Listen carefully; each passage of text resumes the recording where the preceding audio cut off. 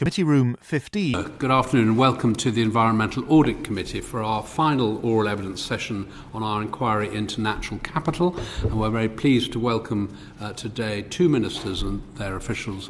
And I'd like to start by inviting Baroness Vere from the Treasury to introduce Fayyaz Muneer from your department. Thank you very much. Yes, I'm Baroness Vere. I am a Treasury Minister responsible for green finance, and Fayyaz is the Deputy Director of? I can do it. Green Finance and Prudential Banking. Thank you. And we also welcome Lord Benyon from the Foreign Office and DEFRA. You still have, you're double-hatted now. Congratulations on your additional appointments. And you brought Helen Edmundson with you. Could you explain what she does? She's the Deputy Director for Green Finance at DEFRA. Thank you. Could I just start by being clear about what your responsibilities are at DEFRA and the Foreign Office in relation to this subject? Across both departments, I cover climate, nature, and so I do work in the COPs and various other things. At DEFRA, there is a complete overlap on issues like that, particularly around international biodiversity. And I cover other things in both departments, including green finance at DEFRA, which is a responsibility I've had for 3 years now. Great, thank you. So the UK is the first country in the world to set up a statutory mandated system for biodiversity net gain, which is welcome. Can I just start by getting a sense of how significant you think that is from a Treasury point of view, is this a market that is going to become credible and real for the city to be able to exploit as a centre for trading biodiversity net gain credits? A very wide-reaching question to start, and I'd just like to sort of take us back to where this all sort of came from, and it was the Treasury that commissioned Dasgupta back in 2019, and I think that really kick-started how we think about our natural systems, natural capital, ecosystem services, etc. And so from a Treasury perspective, obviously it's very welcome that we have the biodiversity net gain statutory intervention now, because of course one of the biggest challenges that we have in terms of investing private capital into nature, which we very much want to do, is to establish how the revenues and how the returns can be made. But also underpinning that, of course, is the need to establish the quality of the projects to supply any biodiversity credits into a market. So I would say it's fairly nascent. There's some very good work going on. Obviously, the government is investing public money. We're also working with other people to do blended capital, so that's sort of, your intermediate. But our number one objective for the longer term is going to have to be how do we ensure that the private capital comes flooding in? And part of that will be around thinking about where the credits go and the use of the credits. So we're very welcoming of the biodiversity net gain intervention and obviously working very closely with DEFRA, particularly on the market side. I think we'll focus on some of our questions on biodiversity net gain, but we'll also look to the private markets more generally. And you've mentioned the government investment. So the NAO produced a report focused on biodiversity net gain last week at our request, which is timely for this session. And they've briefed us that the government has set aside £200 million to invest in establishing the BNG system, and has currently invested, I think, 52 million that's meant to be spent over either 4 or 5 years. But the expectation is that this will then unlock £9.6 billion of capital. That estimate, I think, was made 5 years ago. Can you give us any update from the Treasury on how they think that's going to be arrived at, and to what extent does BNG contribute towards that? What part of the 9.6 is it likely to become? If I may refer that question to my colleagues at DEFRA, who will be more over the detail as to where those numbers have come from, because that NAO report and BNG is very much their bag. So to lead into that by addressing your earlier question as well, internationally, this is of great interest. Last week I was in Paris for a meeting of our International Advisory Panel on biodiversity credits. I say "our" because we're co-chairing it with the French, and looking at how we can embed this thinking internationally. And in various other fora, there's genuine interest in what we're doing in this country. Of course, this is only England, but it is nevertheless of great interest. And we're very proud of it, but we don't want to overstate it. As you say, Chairman, the real win will come from a much larger flow from private sector biodiversity credits trading, which we want to see delivered. But in terms of the National Audit Committee, National Audit Office assessment, I think that we're working extremely hard to kickstart BNG. We've already done the small sites, and we are rolling this out. There's no money actually flowed yet because it's so nascent and such early days, but we will start to see that as it's already part of the planning process, and developers are planning with biodiversity net gain in mind on projects that are currently going through the planning system and beyond it.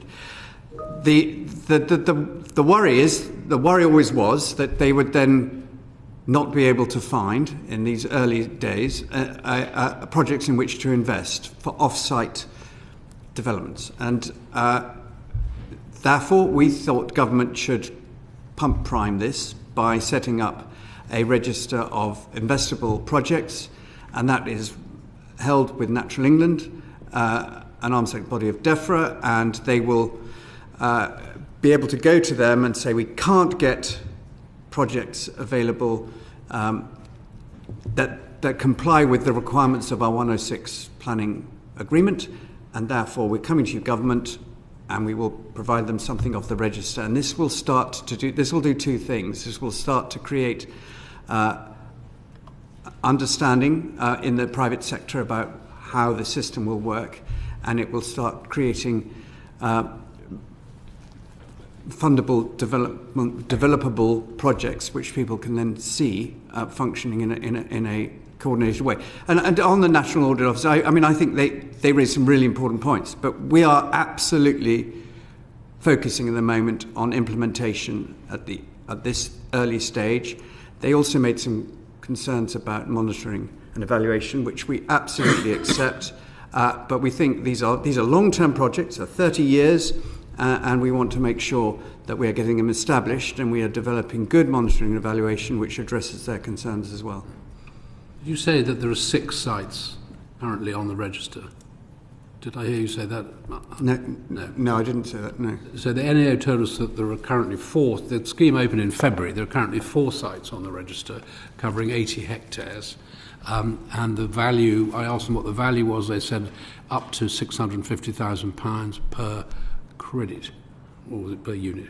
Credit, I think. A unit, yes. A unit.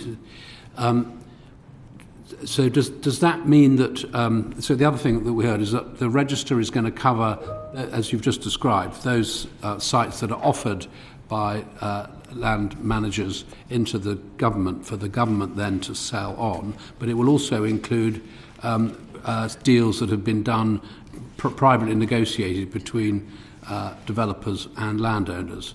Is that right? Yes, and there will be some public sector land that we think may also be put into that. Helen, do you want to just give some granularity on this?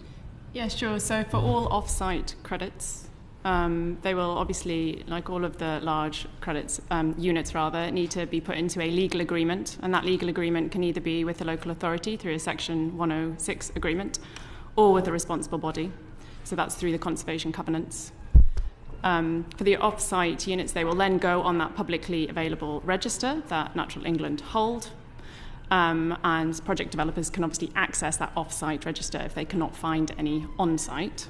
The statutory credits, this is obviously a market of last resort, and very much so we want to enable the development of the private market and have set the price high to be able to incentivise the private market to be put in place. We, as yet, have not received any income for those statutory credits, and we are working through options about how to then deploy that income should we receive it. That income will be held by Treasury until we decide to deploy it, and that is all through the Environment Act, so the DEFRA Secretary of State obviously can use that income for the enhancement of habitat, or indeed purchase land for that enhancement of habitat in line with biodiversity net gain. Can I just add, Chairman, that the uncertainty is around what percentage will be on-site and what will be off-site. And government has taken a view that half will be on-site net gain and half, or more than half, will be off-site. And that will be tweaked over time with experience. But this is still early days. Will there be any means of understanding how much biodiversity net gain is being delivered on-site? Will developers be obliged to create, or local authorities, I assume, be obliged to create a register of the deals that they have agreed with developers in order to secure planning consents? So Natural England will hold a register of all off-site developments. Local authorities will have to, I can't remember whether this is in, which legislation this is in. Well, they will have to have a transparent register of all on-site agreement, and it will have to be part of a legal agreement. Which will be interrogatable by us or other people.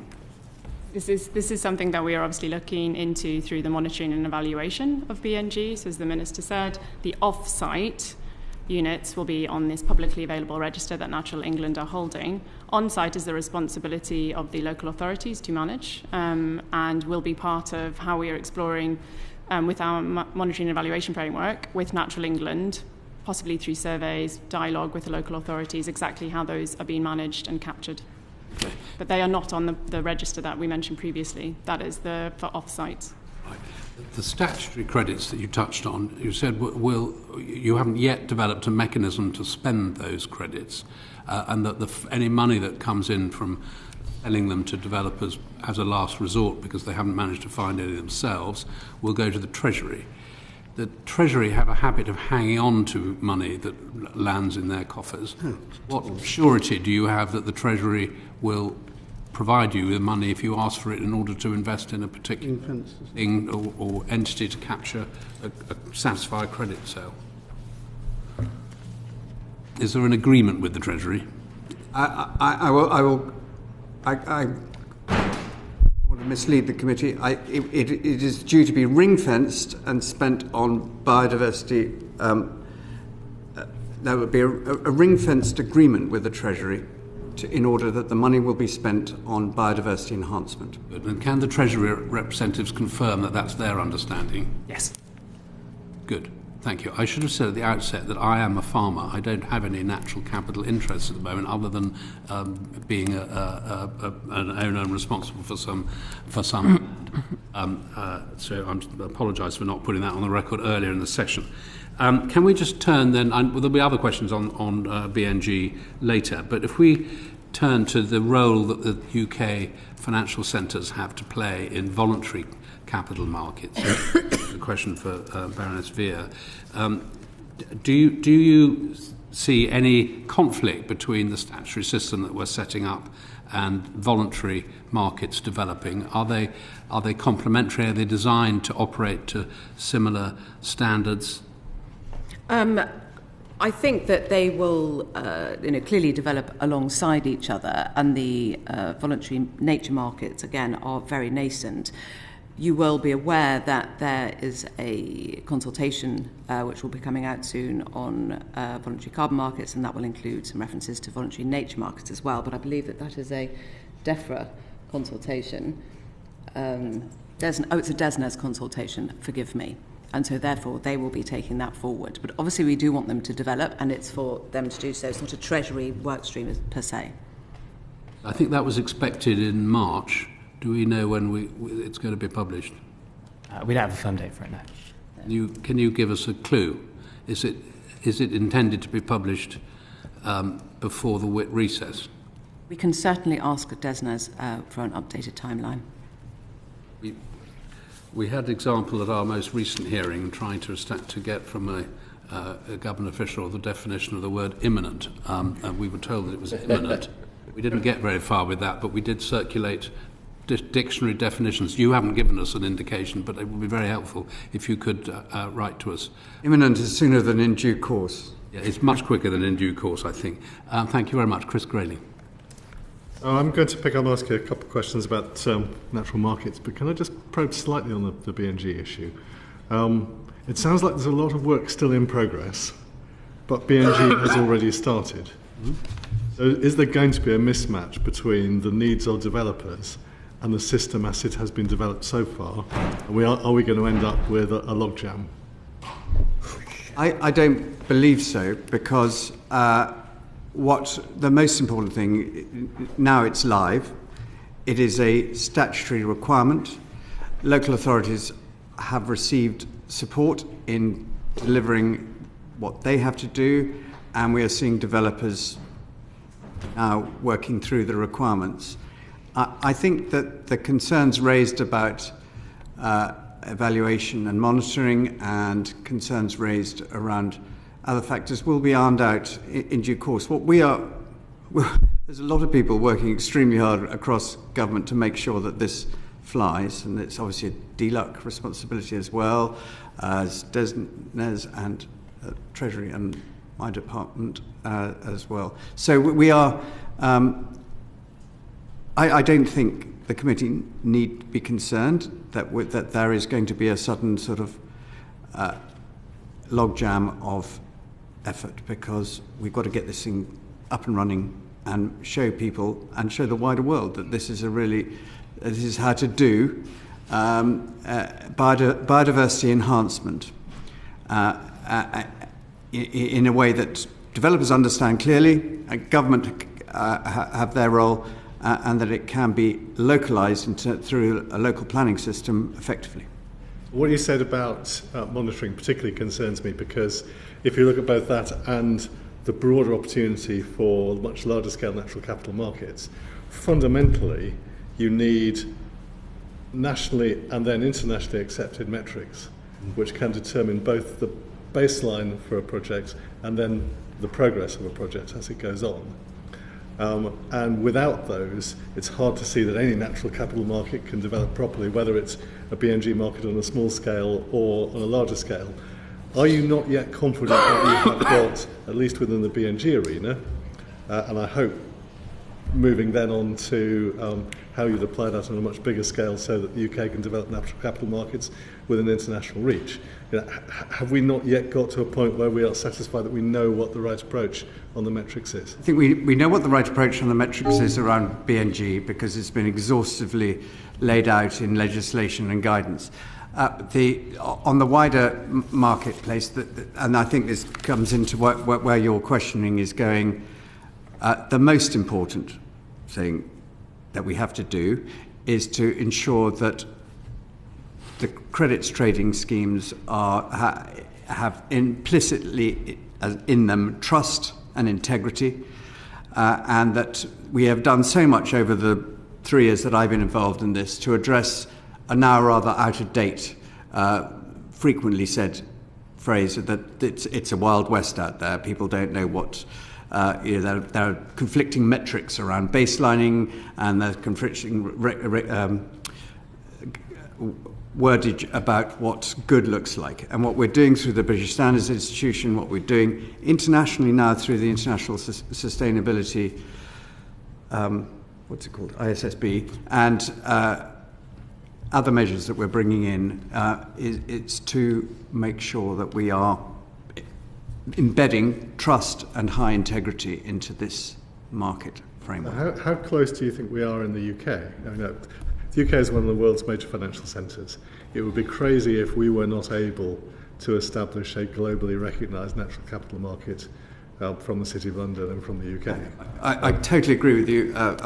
Charlotte might want to come in. But so fantastic opportunity here. We have a financial services sector that are used to regulation, that are one of the biggest in the world, and we have a depleted natural capital on these islands, And so there is a fantastic opportunity for the UK here to create a mechanism that doesn't over-regulate, it doesn't allow for greenwash and the negative elements of an unregulated landscape here, but also the fact that there is additionality that can be evaluated and purchased through a credit system which sees a massive improvement to our natural capital across the country. And so I think I'm very excited by this. I think there's a huge possibility here, and we've got to get that balance right between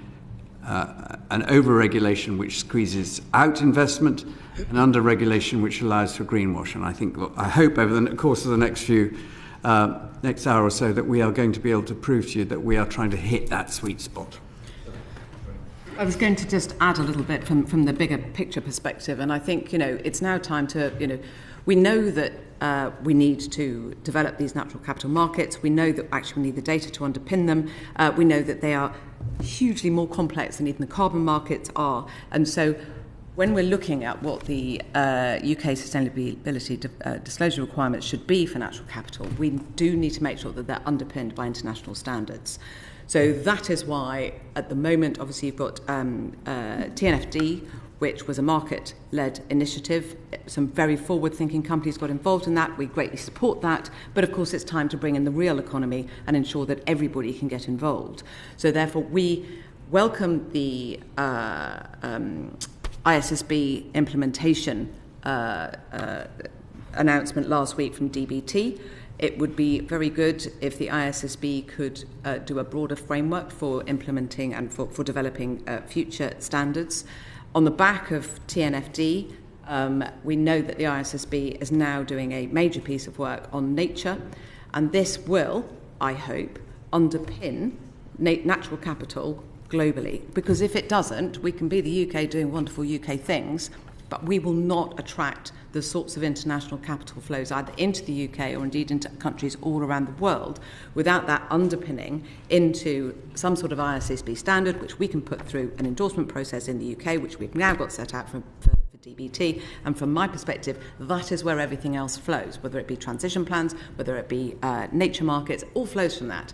But everything that we've been doing from the perspective of the Green Finance Strategy since it was the update was launched last March, everything that we've been doing in green finance has always got nature in it as well. You may not be able to see it massively at the moment, but it can be inserted in due course once we get the understanding of what does the data look like. What are we trading here? If we can't measure it, we can't trade it.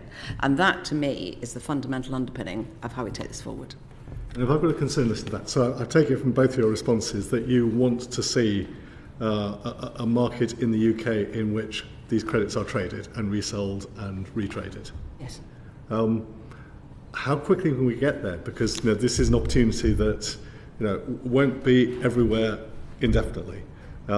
We need to be really quick off the blocks as a country, whether it's government in city in partnership, whether it's city doing things on its own. Yes, there are going to be international standards appearing in the coming period, but we have to be absolutely poised to move to take advantage of that. Unless we know government is not always as quick at moving as we would wish. So what can we do to make sure we maximise that opportunity? So the Treasury have given us a target of achieving £500 million invested in nature by 2027, £1 billion by 2030. If you were to look at the dates at a graph and expect to see us on an even glide path, you'd be disappointed. You'd think that we were missing that target. But we think there is going to be a very significant uplift in the coming years. And I will give you some examples, certainly around woodland carbon code investments. We're seeing a 64% increase last year. We've now got biodiversity net gain, which is predicted to bring in somewhere around 200 to 275 million a year. And there are other good indications that there are faster flows in this. I entirely share your concern to see this happen as quickly as possible. Do you want to add anything, Helen? Just building on your questions around metrics and international operability, On BNG, we have obviously been working through the metric and have confidence in it. It's a habitat metric by which we will then ascertain the biodiversity from that. We are also in discussion with the US, who are also interested in taking this forward and how they can implement it. I think the other thing, we may come back to this later, is obviously our work with the British Standards Institution, the BSI. So that is our UK national standards body. They are taking forward our nature investment standards programme, and in our dialogue with them, they are talking to other countries about what they are doing and the interests that other countries have.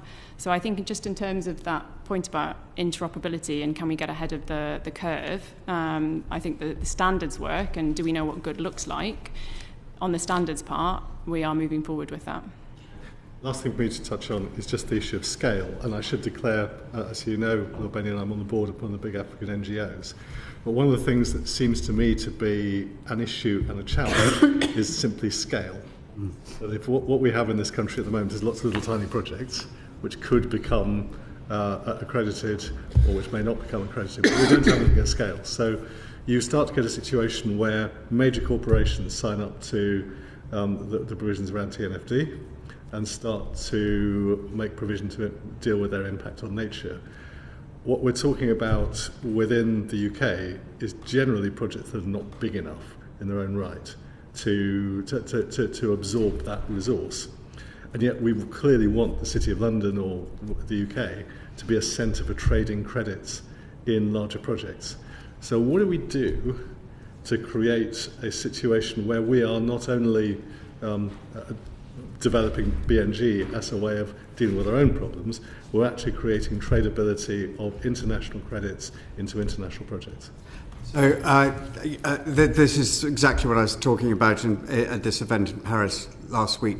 And I think we need to reflect that these are small islands where the average farm size is not what very often people imagine. And that we are talking about certain areas where we are developing a much more landscape scale view on this. And landscape recovery, which is a key part of our environmental land management schemes, now has 56 projects in total, and these are starting to develop things on a scale that you're talking about. But in terms of overseas, I mean, to touch on carbon credits, which are a little bit more traction because they've been around longer, are seeing probably one of the most dramatic changes that you can deliver in terms of nature conservation across very large landscapes. And it's crucial that they have within them that kind of integrity, because they're exciting not only business but philanthropy and government. And what's happening in places like northern Kenya is really exciting. Other countries, the way they administer it, the way they look at it, it is more difficult. But we're all signed up to the Kunming-Montreal Treaty, CBD COP15, which requires this to be done on a global scale. And the UK is primarily placed to be one of the deliverers of this. What I'm talking about is Japan Airlines has signed up to TNFD. I would like to see Japan Airlines buying credits in London for a major landscape recovery project in Africa. Right. Can we get to that point? Okay, so the way that I think that we will be able to take this forward, and we are taking this forward, is about transparency, because one of the biggest issues, and you would have seen, I think there was a Panorama programme recently about some people not being sure what they're actually buying. So I would expect what will happen is some of these smaller projects will be put into much larger funds. So, for example, you would have heard, I think you've probably heard from the UK Investment Bank about their £50 million investment into the Gaia Schemes Improvement Fund. It does precisely that. And now you would say, OK, so you've got a fund, so what? How do we then know if it's any good? And that is where the Treasury's work around the regulation of ESG ratings providers will then come in, and also the FCA work around labelling. So at the moment it is sustainability, and obviously in order for nature to get the right sort of label, there will have to be that credibility which underpins it. But over time, and I accept that we want to get on with this, but we cannot do anything that undermines the credibility and quality of what we're trying to put together. So from my perspective, I think we have got the framework there. put smaller projects into funds, let the ASG ratings providers be transparent about how they are providing those ratings, and where possible, give them an FCA label, and people will know that what they're buying does what it says on the tin.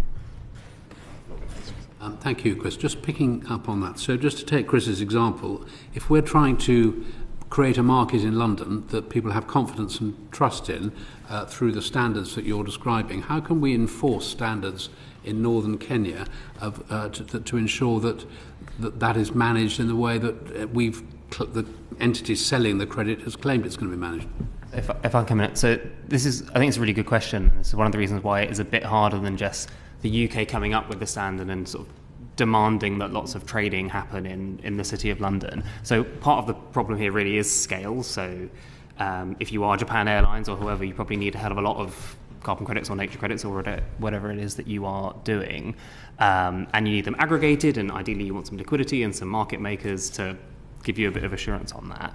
And if you don't have scale, you have a real challenge. And I think one of the, as you say, just imposing a standard that we just come up with here hasn't worked for the EU on a lot of their sustainable finance mechanisms, sort of just being extraterritorial. And so actually having the buy-in, which is why building on where you have got global agreement insofar as you have it, so the Kunming-Montreal Protocol, some of the agreements at CBD COP15 is where you should start, and where we have started, because we could come up with a really, the standards and frankly what you want out of a nature credit developed in the UK will be different from what you want out of nature credit developed elsewhere. It's one of the reasons nature is so much harder, at least analytically, than climate, because you can get quite a long way in climate change only caring about CO2 equivalent. You can't get all the way, you can get a long way, but nature is a lot harder. There's lots more units, and different people care about different elements of it, whether it's buyers, sellers, the ENGOs that hold companies to account. Can I also just come in, because I'll give you an example of where we're working with the financial sector to really make sure that this does happen. We have a big, what we call our big nature fund, which is £30 million, which we're working with Federated Hermes Capital and Financing Earth to develop things on scale that will deliver much more than just the small projects that you just described. Is there more that you want to say on that? Yeah, just so that big nature impact fund, this is a private fund with Finance Earth and Federated Hermes, and the government, we are providing 30 million of risk capital. So they are looking to those institutional investors to put money into their funds. So then you can start to get this aggregation point that you were touching on, and then they can develop the projects. They also have an accelerator fund alongside that to help bring through this pipeline, which we know is a key challenge. We also have something called our Investment Readiness Fund, the Natural Environment Investment Readiness Fund, NERF, as it sometimes gets referred to. There's 86 projects across England. We are just currently looking through the next round, which is farmer-focused. And so with that, they're all at very different stages of investment readiness, but that is starting to build the pipeline. The Big Nature Impact Fund can then help pull these through. And Big Nature Impact Fund talking to the institutional investors, so you're starting to try and see that end-to-end financing of these projects. And what sort of scale are those 86 projects? Each project, how much is being invested? The funding is grant funding. It's between 10,000 and 100,000. Some of it's looking It's insignificant in the context of the City of London investment markets. And the investment ready is mainly for those landholders, land managers, to assess where the revenue streams can be. Have they got a business case to take to become to get investment flowing into them? So it's more that sort of technical assistance grant funding. Okay, Caroline Lucas, thank you. Thank you, Chair. I wanted to just take a step back and look at the bigger picture for a moment, because in the context of the UK, as you know, being one of the most nature-depleted countries in the world, in the context of, I think, since 1970, UK species having declined by around a fifth since 1970, 1 in 6 species facing extinction. In the context of all of that, are there currently sufficient incentives in the economy to encourage the right decisions, both in government and in business, in terms of the right decisions for nature? And if not, what else is needed? So, a range of different activities that are going on to address that, and some written into law, which seek to see an end to net loss of biodiversity by 2030, which is, as you know, a heartbeat in terms of the natural environment. And we have set against that our environmental improvement plan, which has a sort of dump of data out there, which will allow people, NGOs, parliamentarians, to be able to hold government to account on that. And complementary to it is private sector green finance and evaluation of the performance of that is really important. But it's really, there's such an urgency on this that it's really important for within a regulatory framework to see 1,000 flowers bloom, because some of them will start to be really effective. And alongside that is our environmental land management schemes, which have taken the whole shift away from an area-based payment scheme, which was deeply unfair. Over half of it went to the largest 10% farmers, and to one that is what the public out there really want, which is to have them linked to public goods. And that includes public goods that people really see on their doorstep, such as flood protection, but also they mind desperately about the decline of species, and seeing some projects that look at this holistically, but also pin us down to some key species we want to see recover. And so it is. You know, I could talk for hours about this, but you know, government has got to do its bit, but also we want to. I've used the phrase in the House of Lords to raise eyebrows, to weaponise farmers and land managers to do what many of them have been doing, but want to do it on more scale. To want them to continue to produce food, to do that sustainably, but also to recognise there are parts of their land which produce little or nothing and are costly to farm, and those are the areas that they can put to nature restoration. Do you think there is a risk, though, in focusing so much on market mechanisms that we end up commodifying nature? And we've already seen how many gaps there are in our knowledge, both in terms of the intrinsic value of different habitats, which is, as we've heard, very different from knowing how many tons of CO2 can be sequestered at any given time, or the amount of transparency that there will ever be in these markets so that we know who owns what and what's being bought where. Do you worry at all that this focus is at the expense of a different approach, which might be a more reliable one?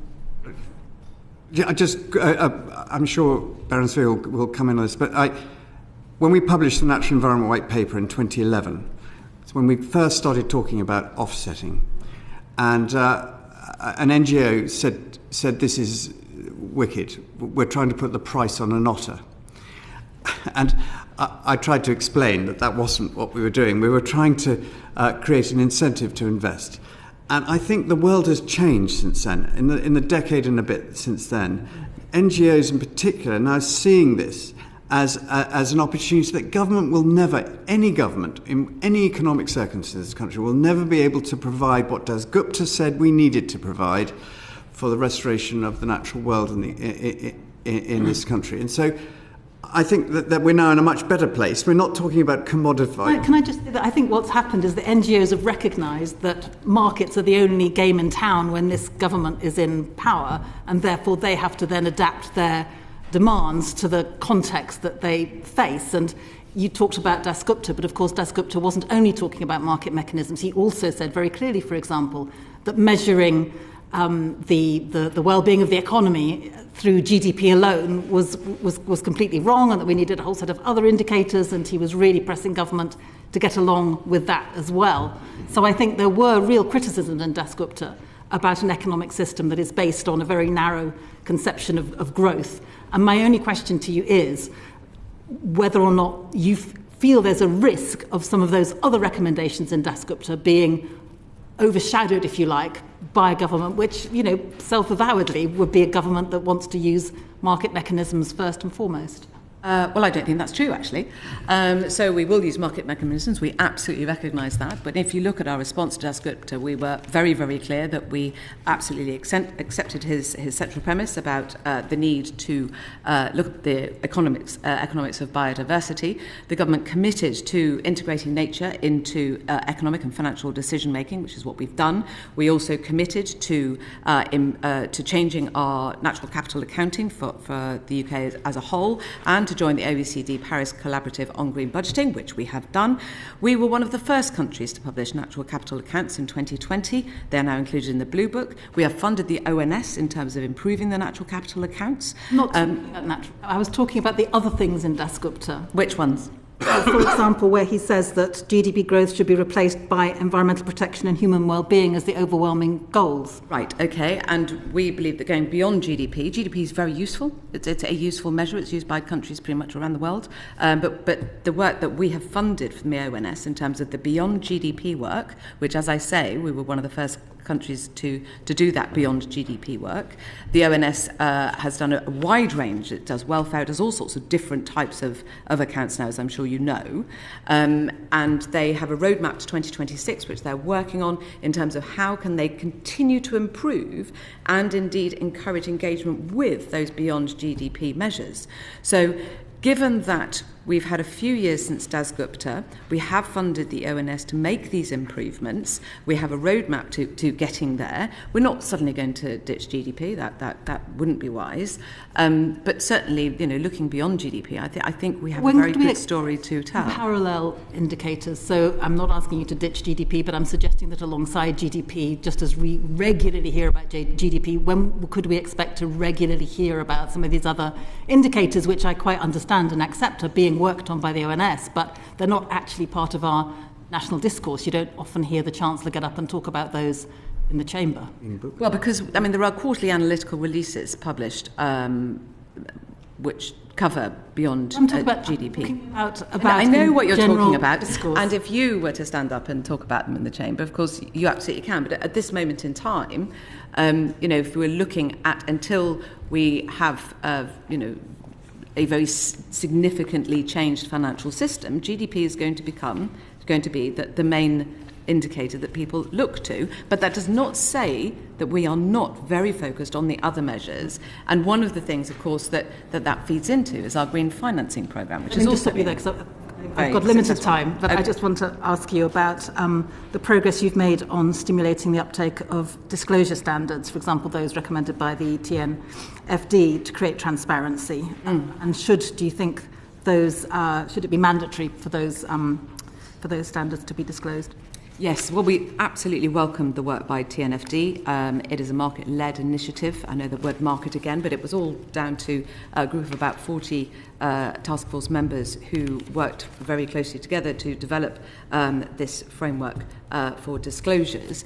We encourage companies, whether they were close to that particular piece of work or actually not, and more those that are not, because we really do need to get everybody thinking about this, to look at the recommendations, which were published on the 18th of September last year, but also to engage with the UK TNFD National Consultation Group. So there's 6 groups around the world, and the UK one is one of them, in terms of looking at TNFD and saying, okay, will this work in the real world? On the mandatory bit of it, because we've heard evidence to say that until disclosure is mandatory, then the system's not going to work, and that's what I wanted to press you on. Right, okay, I'll get to that. So we will not be making it mandatory at this stage, but the rationale is, if you let me finish my sentence, I'll get to it. The rationale is that we would like to see the work, because again it goes down to interoperability and the ability for capital to travel internationally. We would like to see work from the ISSB on their standards, which they're now looking at, a nature thematic standard, which will look at the risks and opportunities for natural capital, for the ecosystem services, and we absolutely welcome that work, and we think it'll be a really good underpinning to having any nature disclosures in future, because we have to have that international element. So rushing to mandate it now, I'm afraid, would probably shoot us in the foot. Can I just go to the first question you asked? We are not on some free market ideological shtick here. I literally have never heard anyone say what you've just said. And I've talked to audiences of all political persuasions, and I've talked to some of the most progressive, forward-thinking NGOs, and as well as the investor community. And I think this is embedded now. This is not some sort of that whether you're on the left or right of centre left or centre right of politics, I don't think this is going to go away. If there was a shift. Well, I asked you, Minister, whether you thought there was a risk of such a focus on markets leading to a commodification of nature. You will find plenty of NGOs who would share that same view, but I am not an NGO. I'm asking you about some of the trade-offs between the different approaches that one takes. We're doing plenty of state stuff alongside it, and that regulatory part is really important, and making sure that we're working internationally. This is really important that the 350 companies that have already said that they are going to do this in terms of TNFD is really impressive. I mean, BlackRock, one of the largest investment houses, are now requiring a nature standard in their investments, and that starts to feed through not just in this country, but it does internationally. Thank you, Chair. Thank you, Matthew Offord. Lord Benyon, on two previous occasions during this session, you've raised the environmental improvement plan's objective of raising private finance into nature recovery goals. I came away with the impression, to Mr. Grayling, that it hasn't achieved what you wanted to yet, but you anticipate it will. What is currently the amount that has been raised in the private markets?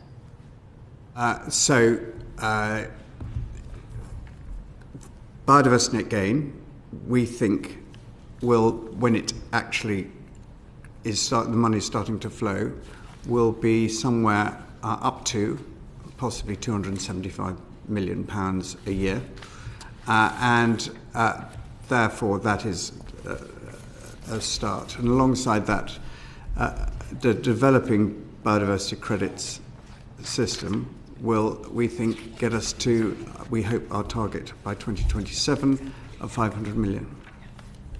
Okay, that's fine, but do you know what it is now? And why are you anticipating that there's going to be an increase? Because it's a very nascent market, and I think Tony Juniper, giving evidence, she said that a lot of people are being put off by the fact that when they asked about baselining or when they asked about regulation, they didn't find those measures in place, and that's why we have worked really hard to create that order within the market. That the work we've been doing with the British Standards Institution and the development of the green taxonomy with the Treasury and our trialling through the Natural Environment Investment Readiness Fund projects is starting to tell the investor community and those who will be providing the land for these schemes to operate what good looks like. And I don't believe that it's fair for anyone to say anymore that it is a Wild West out there. It is now a much clearer landscape.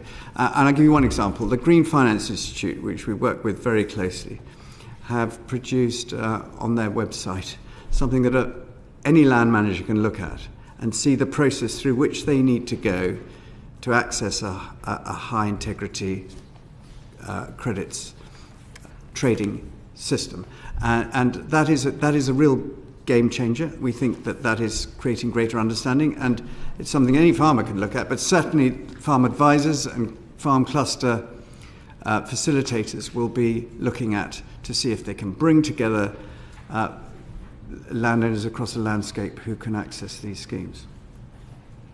Do you want to say anything?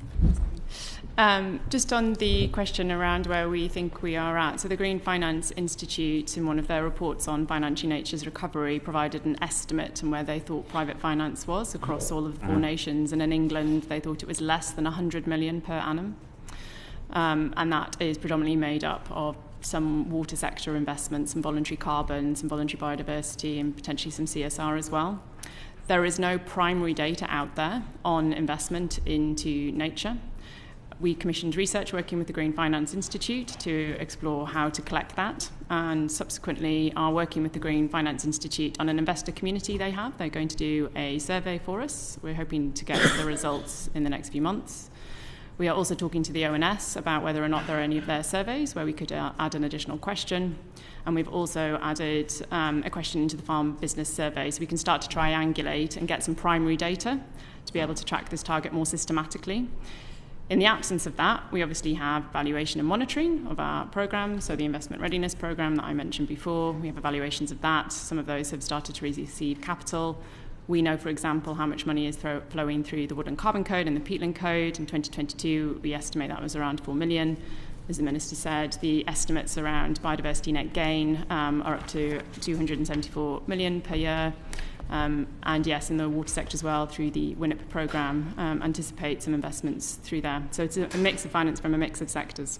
Just to give a bit, farmers on 83% of holdings said that DEFRA paying for environmental outcomes would be very or moderately important to their business in the future. An indication that has changed. That is a dramatic change. Farmers now seeing this as an important deliverer. And obviously most of them are thinking of it through environmental land management schemes, but they are also thinking of it through the prism of private sector. I have some scepticism, some concern that I don't think you're going to achieve your targets. And I know that your board identified market readiness as a growing concern less than a year ago. And it concerns me that after the BMG was launched, you still weren't ready. You had to delay it for 10 weeks. And it seems to me that you're working this out as you go along. And I'm a bit concerned that you actually filled me with more hesitation when you said that you believed you will achieve it, but you didn't really say how. Do you think, for example, that compliance markets will be needed to stimulate the private sector? Compliance markets. So we've seen a 63% increase in woodland, the Woodland Carbon Code. So that is a statutory, that is a regulated credits trading market. We're seeing an increase in use of the Peatland Code. I don't want to try and be Pollyannaish about this, because it is really complicated. It is difficult and it is new, but it will not be through lack of effort that we fail to hit this. I mean, I actually think you have got to think. You've got to do stuff concurrently, and the most important thing is to get this established. And this has required a cross-government approach, some very complex legislation, which was framework legislation and has now had to require, all the statutory instruments to be laid and the guidance to be published. And then out there, you've got people in the real world who don't live and die by looking at legislative measures. They actually look at it through the prism of their business, as I can say this as a farmer, alongside the chairman, I probably agree with me that farmers are a pretty small c, conservative bunch, and they don't want to leap into something new until they feel, Mr. Mayhew might agree with me, that they feel that there is trust, integrity, some degree of order, and something that will benefit them in their income account, and that is where we want to take them. Just as a quick clarification, the Woodland Carbon Code and Peatland Code are voluntary measures, and as the Minister was saying, even those voluntary measures have increased over these past few years. Biodiversity net gain, obviously, and nature neutrality are the only compliance markets currently operating in England. Okay. So if farmers are concerned about investing at this early opportunity, would it not be more appropriate to seek investment, foreign investors, for example? Foreign investors? Mm-hmm.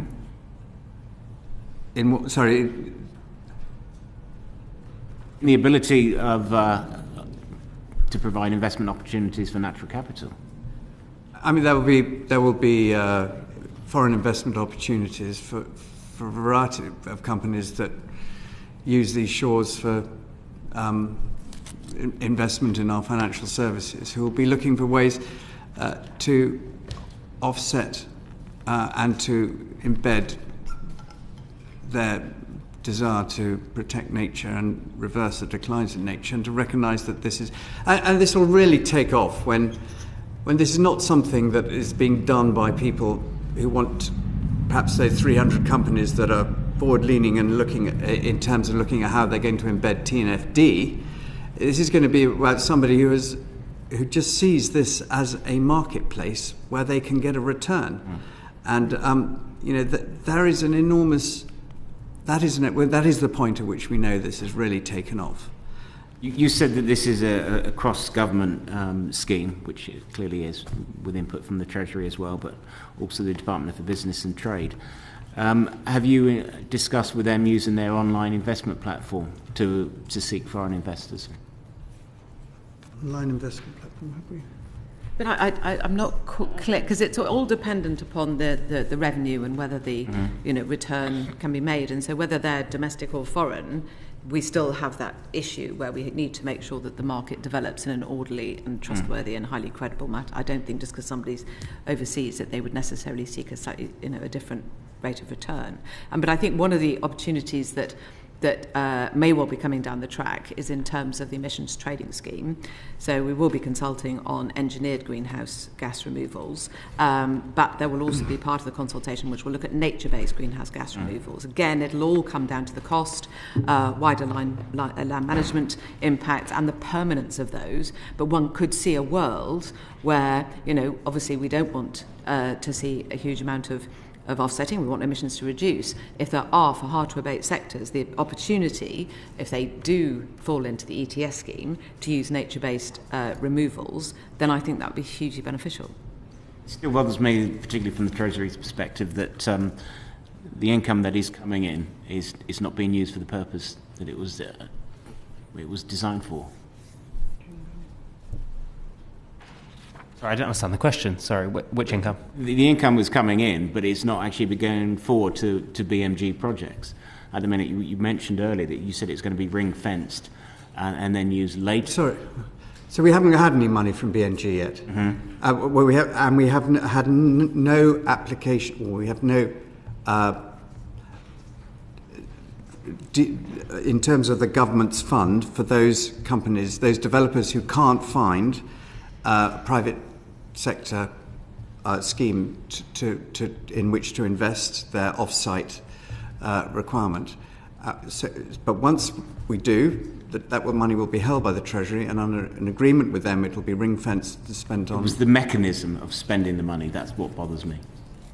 Mechanism. And how long will it take to decide what that mechanism will be? We're working through those options at the moment. Okay, thank you. Thank you, Matthew. Baron.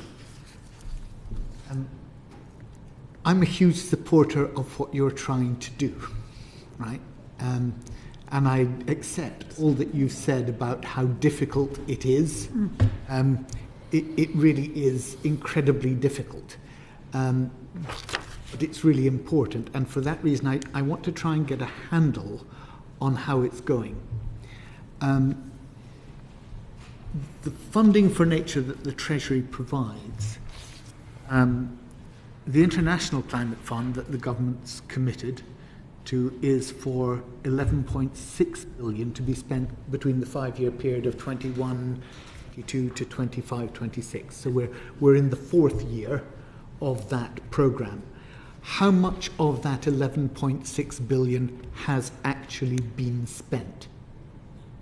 Well, I can't give you the exact sum, but we are confident that the money will be spent within that envelope. And unless you've got a more... I don't have an up-to-date number, but what we can do is because obviously it falls under the FCDO, because it's very much linked into our ODA and and you know, obviously everything that we've committed to in terms of nature positive, blah, blah, blah. So what I will do is I will ask FCDO to provide an update. But 30% of it is to be spent on nature. Yeah. And can I be sure that you are able to quantify year by year what proportion, the amount and what proportion has been spent, and exactly how it's been spent on nature recovery? Yeah. Okay. I can certainly provide you that.'t you. Now let's go to the domestic arena. We've got the Green Financing Programme has raised 10.5 billion. Bit more than that, but yeah. Great.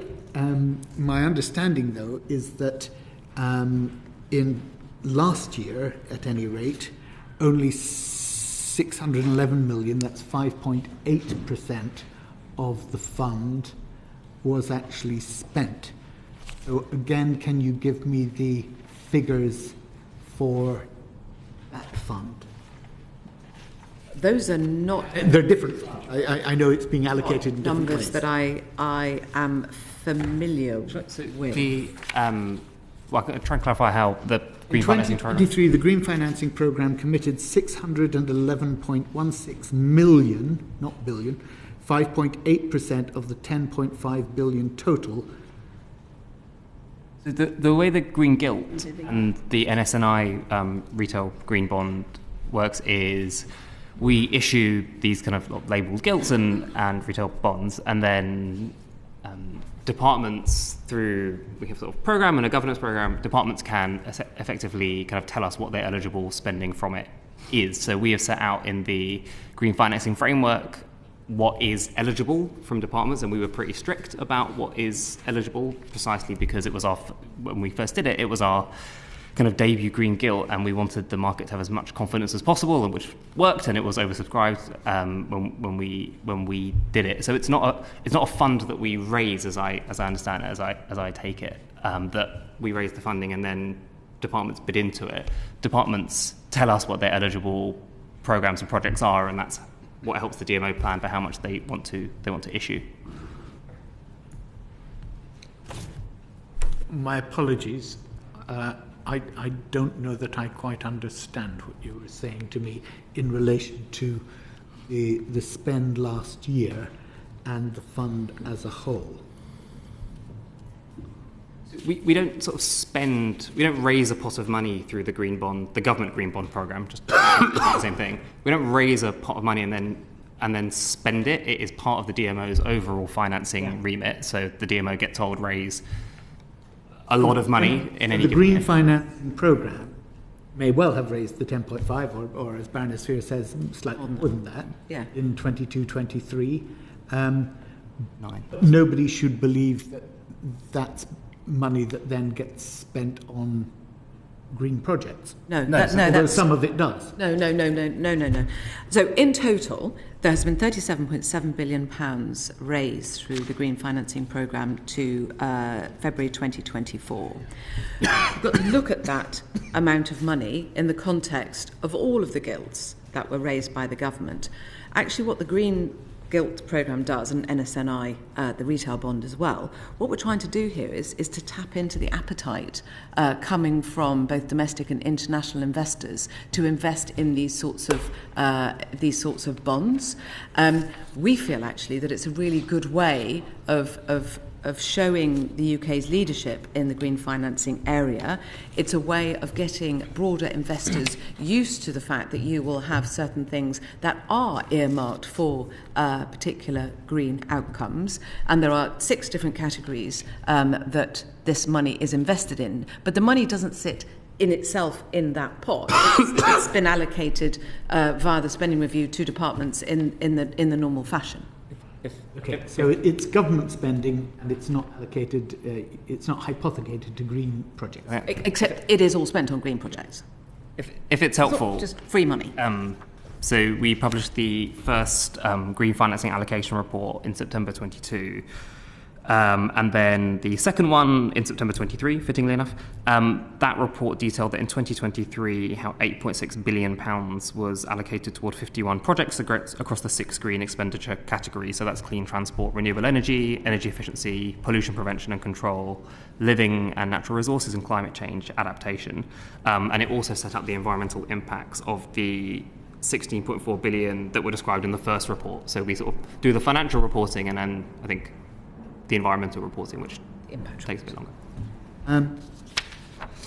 The rate of return, the AER in February for investors in the green savings bonds was 2.95%,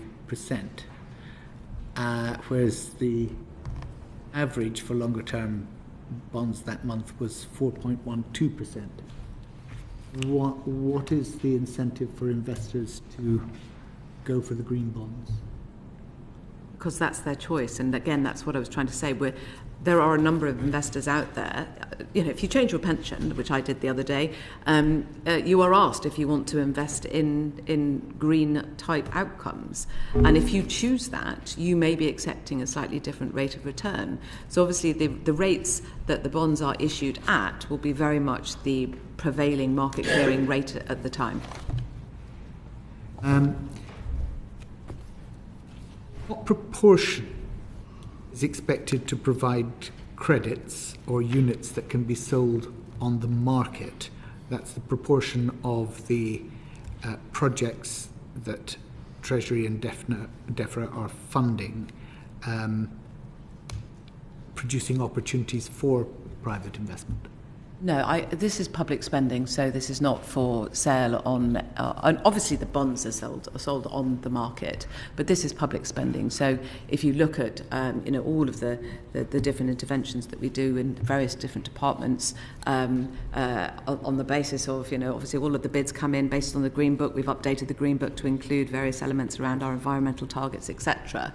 So we're not looking to generate credits that will be sold per se. It is about government spending into nature, the environment, as Fayyaz was saying, the 6 different categories where we either want to see, carbon reduction or alongside that nature improvement. For example, as Fayyaz said in the first impact report, it said that this went through this funding. Some of this funding went to planting 1.2 million trees, for example. So there's lots of different inputs, but it's not all in one department or all in one type of policy area. And what kind of claim verification methods are in place for improvement in biodiversity, the amount of carbon sequestered? In what regard? In general? Yeah, in any of the projects that the private sector might invest in. I think that's where we come back to the quality of the carbon, the nature markets as we currently see them. They are in development. Verifying nature credits is something that is in development. We might be able to come on this. I mean, the nature of going by your metric, the nature markets framework, which formed part of the Treasury's green finance strategy, sought to address this point precisely, and you might want to give a bit more detail.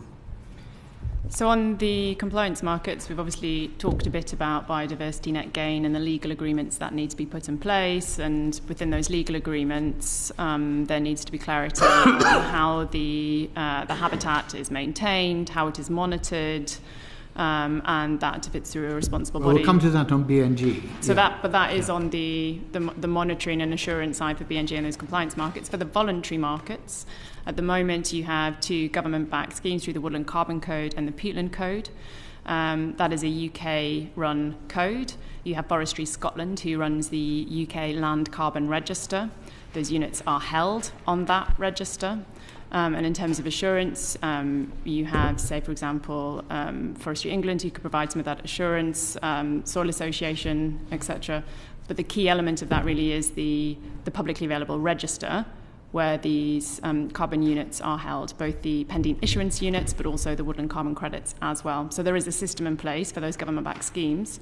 What we have seen, though, is that there are the development of other codes, and this is where the concerns that the Minister raised around, the Wild West, how do you know if these codes are any good or not? That's precisely what the British Standards Institution framework will do with standards, that provides that overarching framework that these codes can then dock into to be able to show what good looks like. Okay. We're going to have another crack in a minute. Yes, indeed. Can I just ask one final thing then, Chair, before we leave this? We've got... the government's received 52.5 billion in green taxes. So green taxes are really raking it in. But green taxes aren't simply there to provide revenue stream. They're there to change behaviour. What evidence have you that actually in that respect they're working, and the more they're working in that respect, what plans do you have to supplement them so that revenues into the Exchequer don't suffer? I'll give you one example. Yeah, Plastic bags. Yeah. 96% reduction in the use of plastic bags from a 10p charge. We just tweaked it a little bit more. We think we can do better. And that is an example of where a green tax delivers a behavioural change almost overnight. Can you specify how much that raised? Not off the top of my head, no. I mean, in comparison with, for example, the taxes on energy, the taxes on transport. Which taxes on transport? Energy taxes. Taxes on fuel. Oh, fuel duty. 75%, I think, is the energy taxes that we have in the UK. Sorry, I don't understand what the question is. So you're saying fewer people driving because of fuel taxes? You're trying to change behaviour by moving people away from fossil fuels, and that's why we tax fossil fuels, which is a good thing. I'm not against it. What I'm asking you is, what evidence do you have that it's working? Because we're still raising a huge amount, 52.5 billion of our taxes are coming from environmental taxes. And therefore, if we're still dependent to 52.5 billion of government income from those green taxes, the shift that we're hoping is going to come in behaviour when people are no longer paying those taxes because they're no longer doing the things that we want to deter them from doing, is going to mean that the government has to raise revenues in another way. So it's a two-pronged question. I mean, you've sort of, and I'll give a second example, the landfill tax. The landfill tax has been hugely successful in reducing the amount of waste that goes to landfill. I think down by about 90%. So there are lots of examples where we have been able to shift consumer behaviour. Of course, fuel duty has been around for much longer than we've been worried about the climate. It was introduced for other reasons a long time ago. But of course, the government, Treasury recognises that, we do need to make sure that we can pay for our public services, and we will have to balance taxes as they go up and down. But I think, to try and sort of suggest that £52 billion, whatever, is suddenly going to disappear overnight, and we'll have to suddenly replace it. I wish it did. It's I think a very big we're going to need to that press on. Ministers, I'm assuming we've got you until 6 o'clock. We've got three more sets of questions. And what Jerome Mayhew is going to be very quick. First of all, I'm going to refer to my register of interests. I'm a landowner and also a director of a farming company. And I'm also not going to ask any questions at all of Baroness Vere because of my role as Parliamentary Private Secretary to the Chancellor of the Exchequer. So, Lord Benyon, it's all down to you. And Helen, I'm going to get something out of you as well. Right, so we're thinking about farmers again and their attitude. So, Lord Benyon, you mentioned that farmers are quite small c conservative. I'm paraphrasing you, but they need to have a degree of confidence that a system is up and running and it's been proven to be successful before many of them will jump. So, given that's your assessment of the generalised character of many people in farming in the UK, Where's your assessment of the current appetite for nature recovery and farming? Do you think we're over the hump and people are joining up left, right and centre, or is there still a degree of scepticism and wait and see? I think it's dramatically improved. There's been a 96% uplift in applicants to join countryside stewardship. Many more farmers getting involved in sustainable farming incentive, very successful rollout of landscape recovery.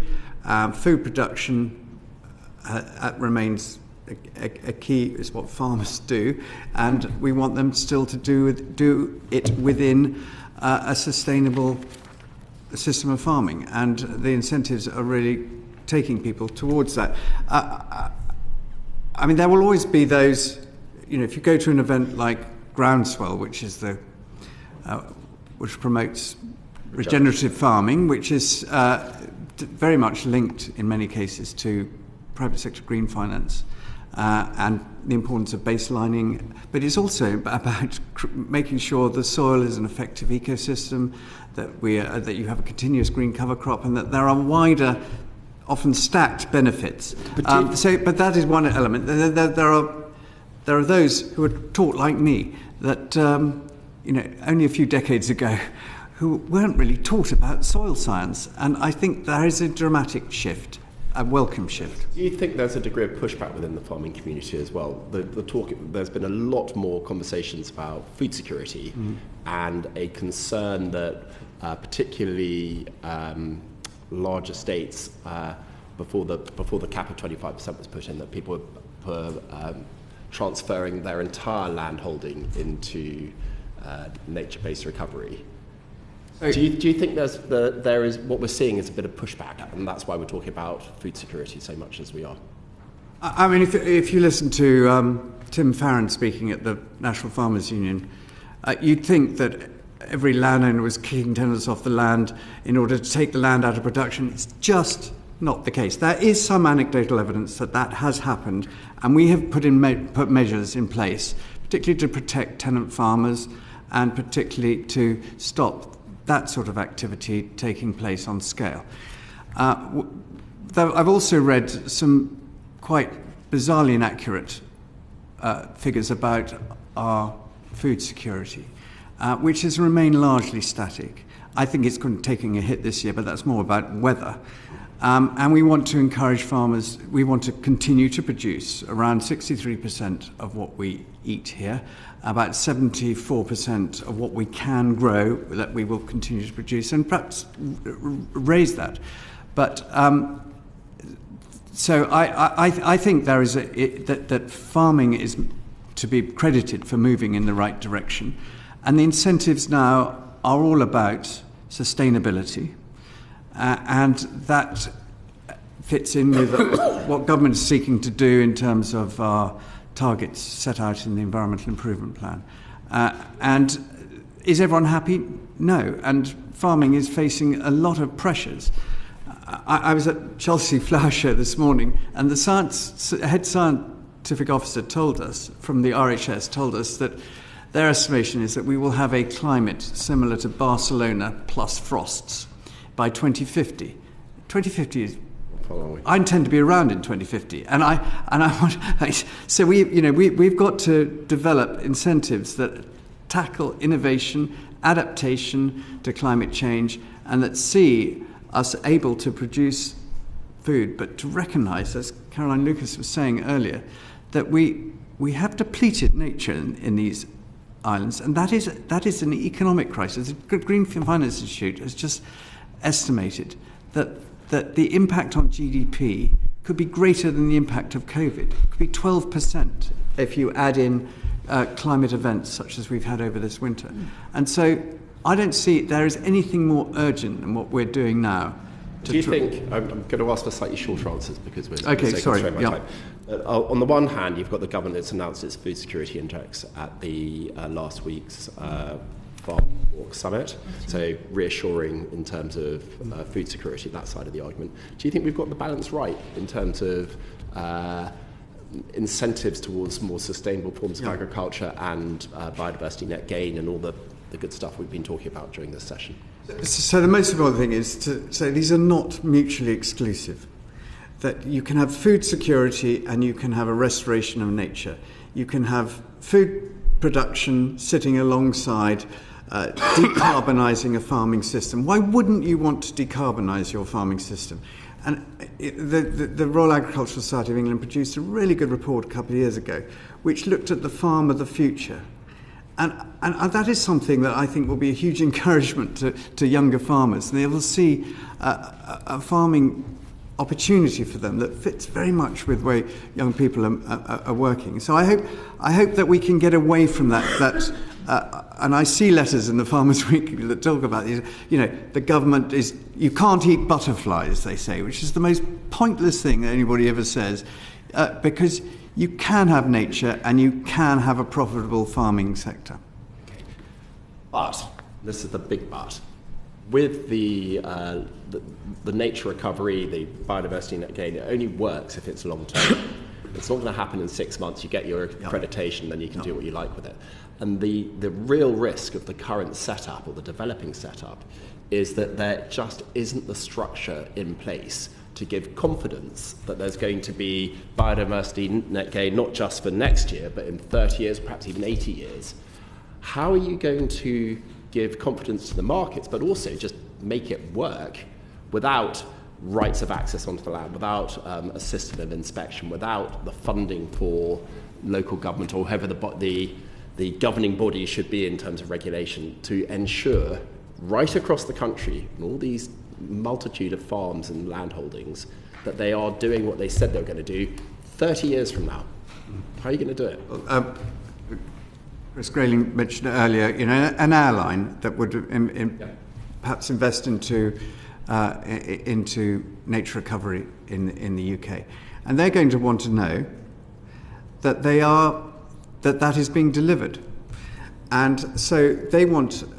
So a farmer who's used to a compliance relationship, which was basically just government and them, now is being pulled towards net zero by their buyer. So Arla, for example, the milk processor, are requiring their farms to go to net zero. They're requiring them to do all sorts of other things in terms of biodiversity as well. And so there's a relationship there. But there will also be a relationship with their purchaser for a nature-based solution to deliver biodiversity gain. And there is also a risk for the landowner here, and I'm really pleased to see that in the insurance market has now addressed this. So if you plant a wood, Storm Arla blew down millions of trees in the northeast of England.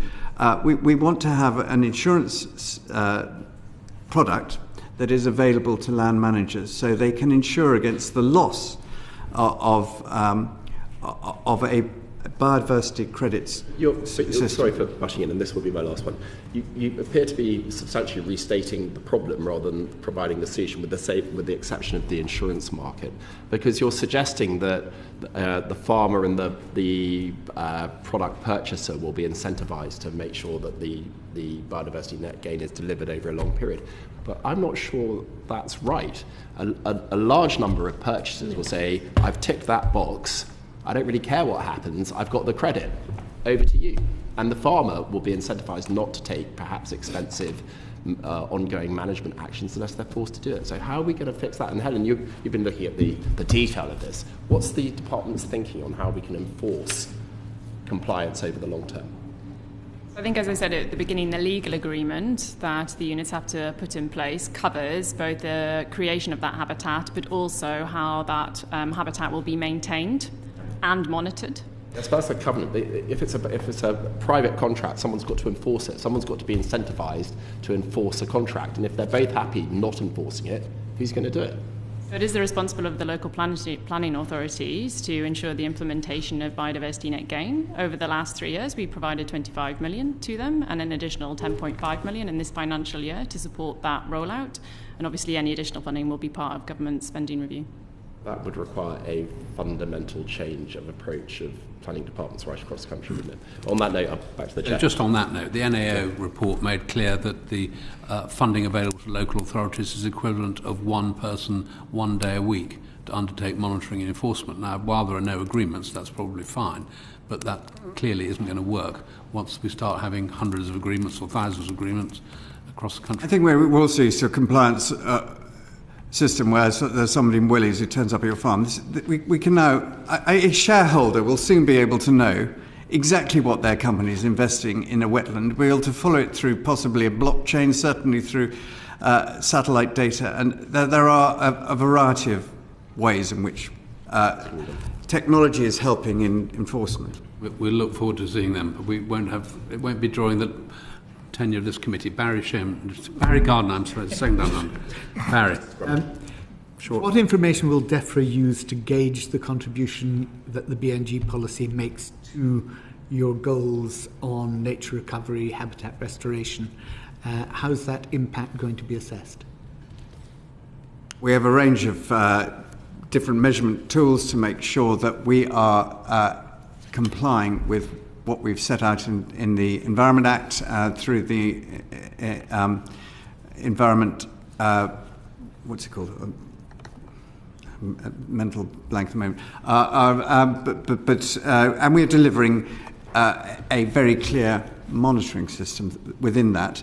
We are making hugely transparent all our data, and we have to report to Parliament on how we are doing that, and we will be making it available to the wider public as well. Okay, so the Environmental Improvement Plan was the words I was looking for. We've got on-site units that need to be monitored, but they're not the register that Natural England will hold. So how are you going to keep track of those in terms of location, ownership, the number of them, the quality of on-site?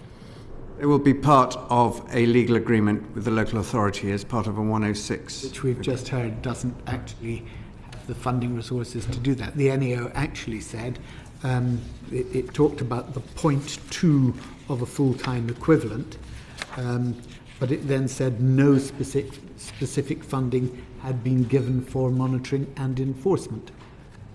I mean, that's an agreed report that your department has concluded with the NAO, because it's always an agreed report with the NAO and the department. So the question still stands. How is that going to be done?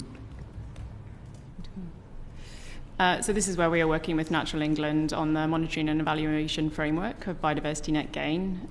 They have developed 9 key KPIs, key performance indicators, one of which is around the on-site. So yes, we will be working with them about how exactly to capture that data. As you rightly point out, the register is for off-site, not on-site units. So yes, we'll be exploring with them how to capture that data so we can monitor that. Yes, but you see, it's one thing to have a system, it's another thing to be able to use it. And given that you're relying on local authorities to be the people using the system, great, let's have the system. You know, because, Minister, we've discussed this before at many committees, that the skills base is not there. Indeed, if you look at what some of the major organisations, SIWEM and so on, say about the availability of ecological officers, what is it, 30% of all local authorities don't even have an ecology officer. The skills base is not there to be able to use the system and the tool once you develop it. It's a growth industry, being an ecologist at the moment. I think local authorities will be buying into that service. And look, we're talking about 30-year agreements here. And if there is evidence that local authorities are failing to comply, then government can step in. Because you don't have anybody to do the monitoring and enforcement. That's my problem. Why don't we have people? Local authorities will have to employ services which will include ecologists to monitor this, because that will be listed under their KPIs. If local authorities are failing, and some local authorities do in a whole range of ways, then government occasionally has to step in. Sometimes we have to change the law, sometimes we have to tweak legislation. And you're asking me to look 30 years ahead and say, if after 20 years someone... With respect, I'm really not. Please don't misunderstand me. What I'm saying is that unless there is a program to create skills, you can put the legal duty on the local authorities all you like, but if the skills are not there, if the training for ecologists is not there, and at the moment there aren't enough ecologists, then they can have that responsibility at a local authority level, but they can't deliver on it.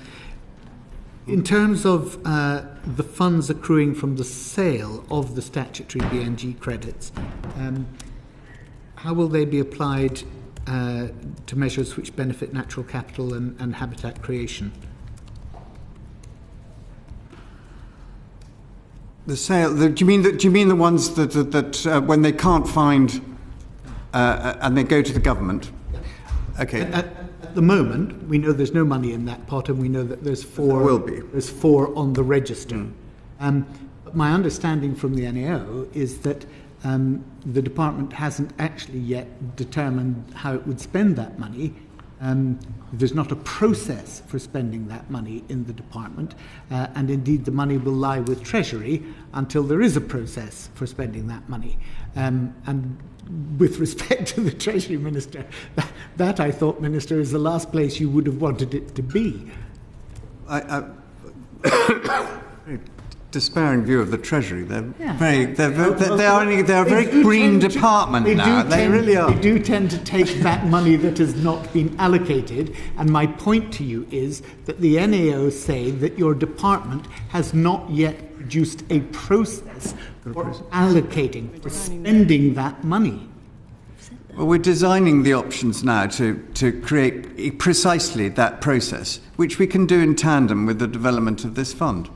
So you're confident that by the time there are funds there, you will have worked out how you go about it? We will have to, because either I or us or our successor ministers will be dragged before the Environmental Audit Committee to explain why what was agreed between the two departments and declared in public had not taken place. And you have to take it on trust that we really do want this to happen. We have covered some of this before, so we hear what you say, and we look forward to the speed with which you'll put a mechanism in place. A final set of questions from Claudia Webb.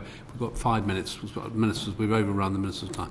We have overrun. I'm going to ask you some questions at breakneck speed. Breakneck answer. The scale, extent, and nature and change that we can expect in terms of understanding the UK's habitat, I think is to be welcomed from the National Natural Capital Ecosystem Assessment Programme that we can be, along with satellite mapping and so on. That will be welcome, I think, when it comes. How granular will that be in terms of being of use for individual sites, localities, and so on? We're providing farmers through this SFI funding to support them to baseline assess their own business in terms of carbon and biodiversity.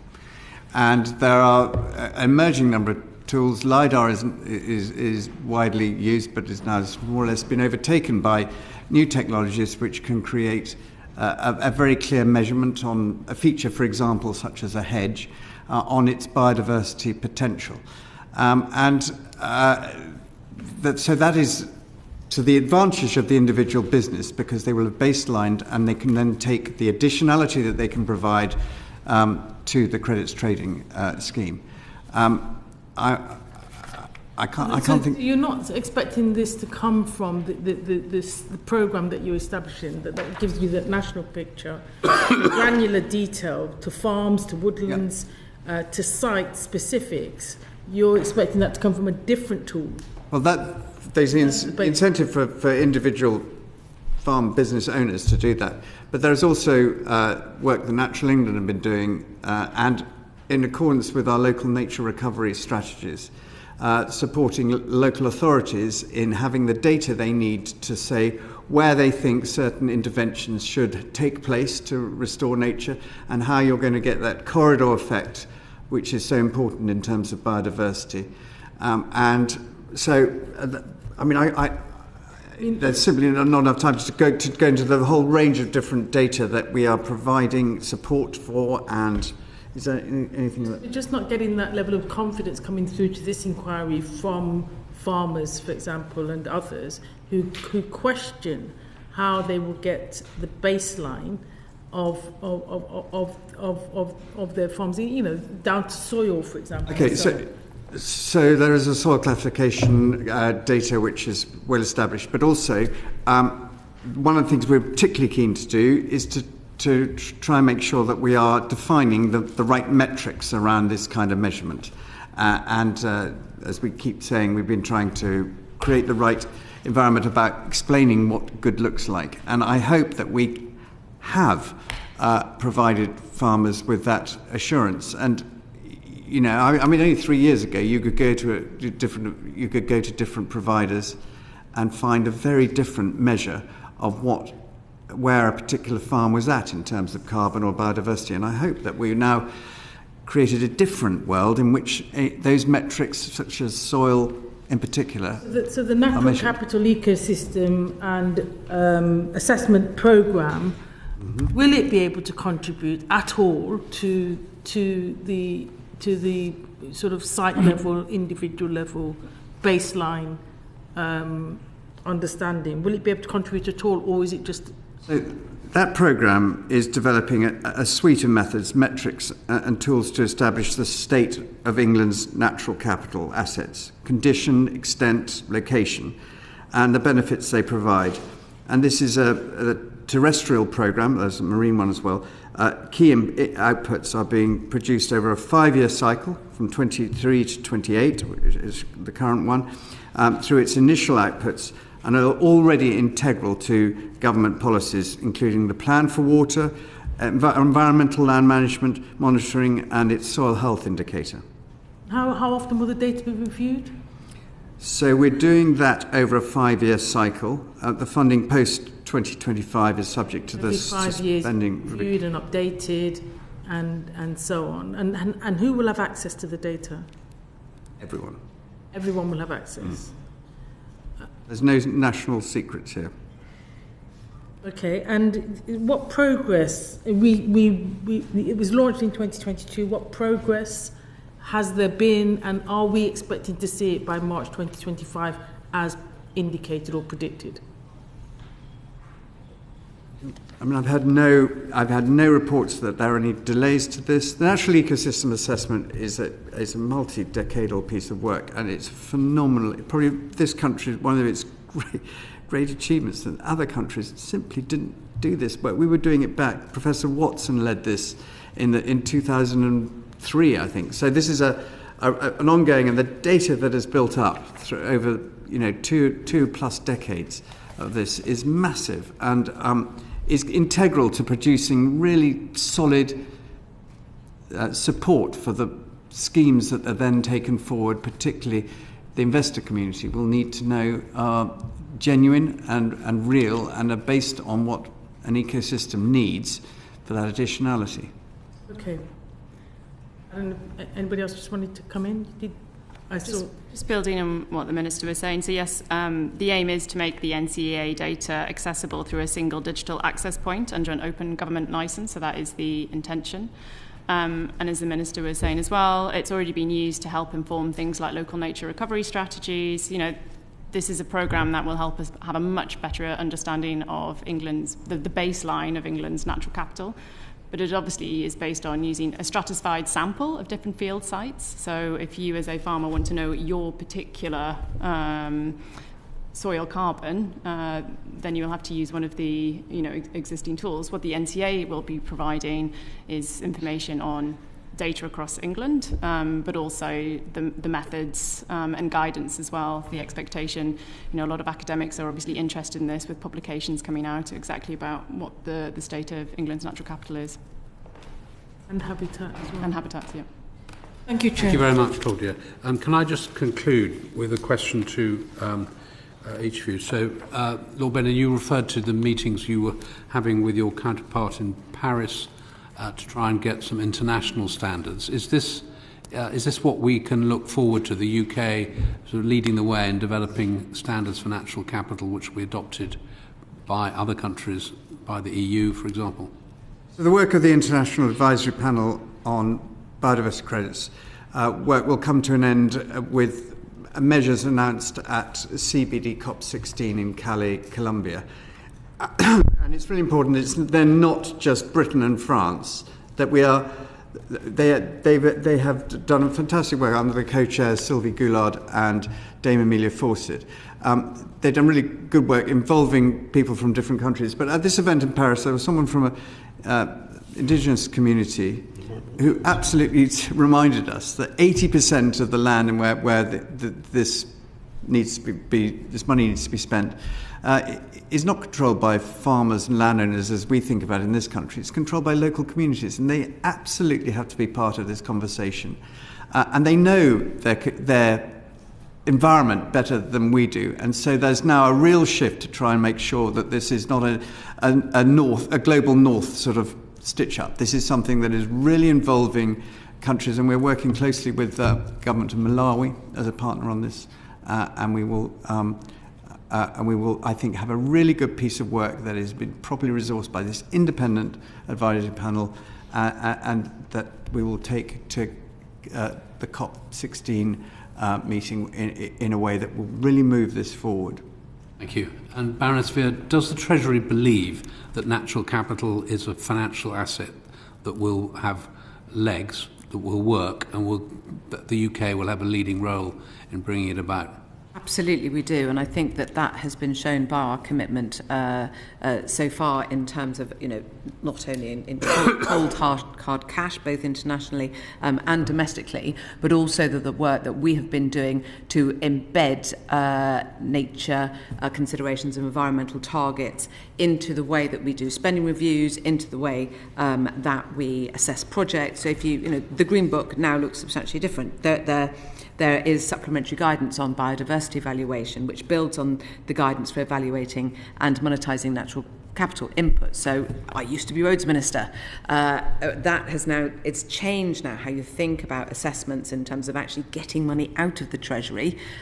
You have to show that you are doing the right things when it comes to nature. So I think both within government, the ability that we have had to invest in our public services, but also that the work that we're doing with our financial services industry, all of those three things to me point to a Treasury which is very committed to the future of natural capital. Thank you very much indeed. Well, I'd like to conclude the panel by thanking Baroness Vere and Fayyaz Muneer from the Treasury, and Lord Benyon and Helen Edmundson from DEFRA. Thank you very much indeed. Order, order. The proceeding has ended.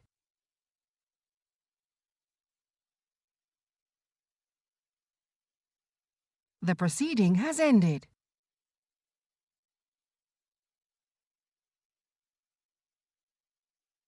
The proceeding has ended.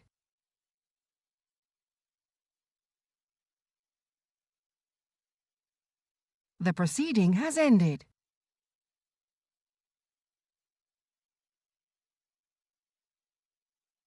The proceeding has ended.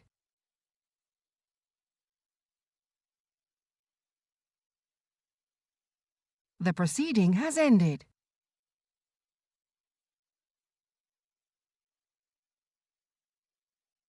The proceeding has ended.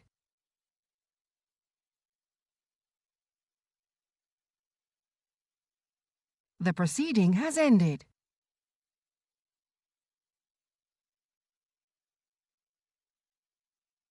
The proceeding has ended.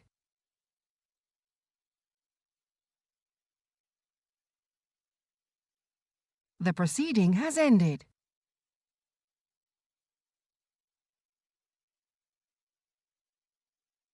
The proceeding has ended.